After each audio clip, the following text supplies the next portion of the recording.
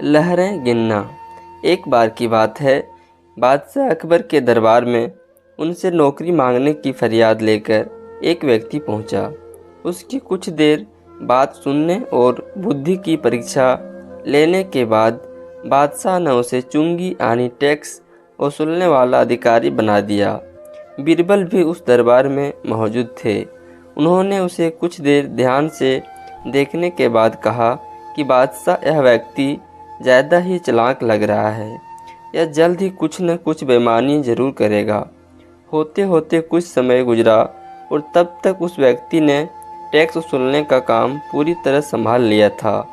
एक दिन बादशाह अकबर के पास एक दो व्यक्ति उस अधिकारी की शिकायत लेकर आए।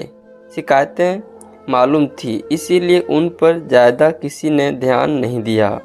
उसके बाद रिश्वत लेने और जनता को परेशान करने के आरोप भी उस अधिकारी पर लगने लगे।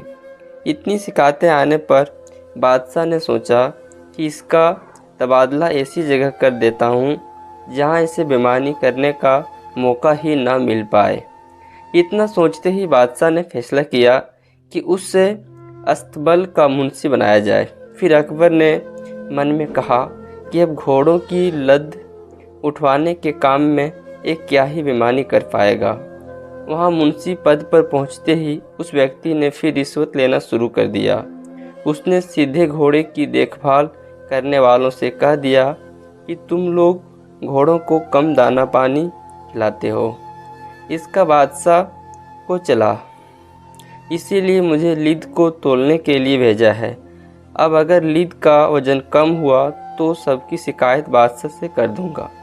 इस तरह से उस मुंशी से परेशान होकर हर घोड़े के हिसाब से उसे 1 रुपये लोगों ने देना शुरू कर दिया। यह बात भी कुछ समय बाद अकबर तक पहुंच गई। उन्होंने मुंशी को सीधे यमुना की लहरें गिनने का कार्य सौंपा।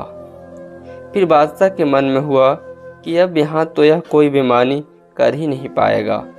कुछ ही दिनों में जैसे ही वह व्यक्ति यमुना किनारे पहुँचा तो वहाँ भी उसने अपना दिमाग दौड़ा लिया और नाव से सवारी करने वालों को रोक रोक कर कहता कि मैं लहरें गिन रहा हूँ, ऐसे में तुम लोग यहाँ से नहीं निकल सकते हो। इसी जगह पर 2-3 दिन तक रुकना होगा। रोज़ रोज़ ऐसी बातें सुनकर नाव चलाने वालों ने अपने कार्य को जारी रखने के लिए उसे 10-10 रुपये की रिश्वत देना शुरू कर दिया। अब यमुना किनारे भी वह व्यक्ति खूब बेईमानी कर रहा था। 1-2 महीने में यह बात भी बादशाह तक पहुंच गई। तभी अकबर ने एक लिखा हुआ आदेश भिजवाया, नाव को रोको मत, जाने दो। वो व्यक्ति चतुर था, उसने बादशाह के आदेश वाले पत्र को नाव को रोको मत जाने दो कर दिया था। इसी तरह थोड़ी देर के बाद उसे अकबर का आदेश वहाँ टंगवा दिया। आखिर उसे परेशान होकर बादशाह ने उसे नौकरी से निकाल दिया।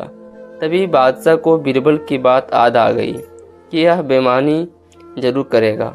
तब उनके मन में हुआ कि मुझे उस व्यक्ति से पहली गलती में ही कठोर दंड देना था। कहानी से सीख, दुष्ट अपनी दुष्टता और अपनी बेईमानी कहीं भी